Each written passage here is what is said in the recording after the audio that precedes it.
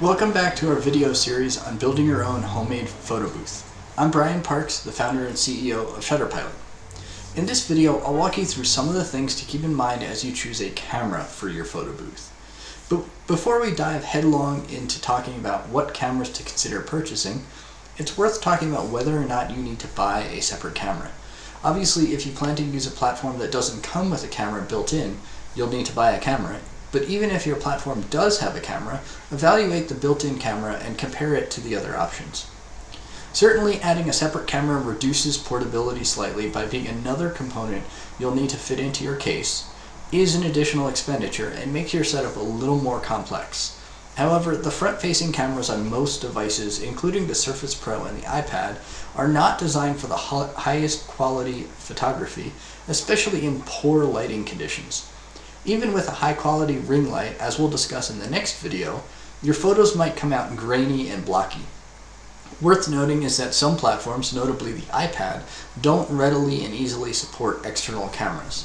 Personally, I'm not a fan of painting myself into a corner, so I'd recommend a different platform if you're planning to use one of the other cameras I'll describe. A webcam, even an inexpensive one, can often get you decent photos with reasonable lighting. Even the higher quality webcams that get high frame rates and better than HD resolution are relatively inexpensive, and prices are coming down all the time. The trade-off, however, is that these cameras typically have some form of automatic lighting adjustment that works in a very specific range.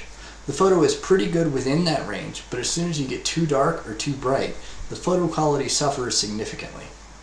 The next level up is the point and shoot. In this category, I'm not talking the cheapest option, as they're little more than a webcam with a shutter button and a memory card slot, great for recreational photography away from a computer, but not providing much advantage over a straight webcam for our purposes.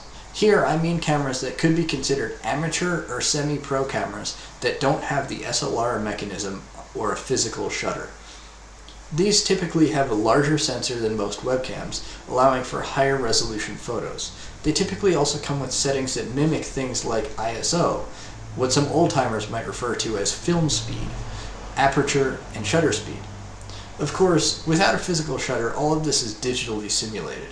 While this does provide more control over the image quality and the ability to tune for specific lighting conditions, it's not quite as consistent as with a physical shutter, but it will be less expensive than a DSLR.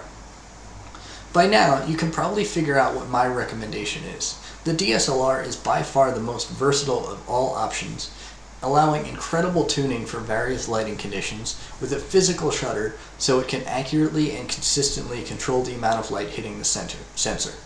As you might imagine, there are extremely expensive DSLRs, but for most photo booth applications, something like the Canon EOS Rebel T6 or recently released T7 will work in all sorts of lighting conditions at less than $400. I've personally used this camera in both very dark rooms and at bright, sunny outdoor events. If you can afford a DSLR, the computer to support it, and it will fit in your desired photo booth enclosure, I guarantee you won't be sorry. In the next video in this series, we'll talk about lighting, a consideration that goes hand in hand with your choice of camera. To see that video, check out the playlist in the description below.